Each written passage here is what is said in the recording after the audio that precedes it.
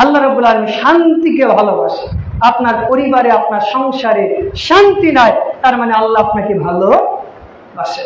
আজকে থেকে, এখন থেকে চিন্তা করবেন যে আমি কি আদৌ হালাল হারাম বেঁচে চলতে পারি, আমি কি আদৌ পাঁচ ওয়াক্ত সালাত জামাত আদায় করতে পারি, আমি কি আদৌ আমার পরিবার পরিজন নিয়ে সুখ শান্তিতে থাকতে পারি। সুখ অর্থ এই নয় যে হাজার হাজার টাকা ইনকাম করলেন, সুখ অর্থ, শান্তি অর্থ এই নয় যে অট্টালিকাতে বসবাস করলেন।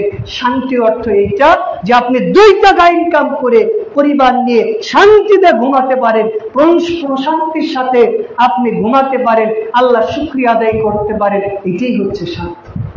আর আপনি লাখ কোটি টাকা ইনকাম করেছেন, 500 তলা বিল্ডিং এ আপনি ঘুমান, কিন্তু আপনার যে আত্মপ্রশান্তি অথবা অন্তরে যে একটা শান্তি, যে এই বিষয়টা নেই, তার মানে আপনাকে আল্লাহ ভালোবাসেন।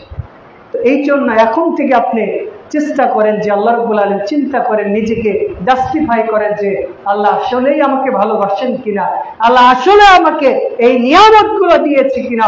যদি দিয়ে থাকে তাহলে আপনি আরো নিয়ামতের শুকরিয়া আদায় করেন।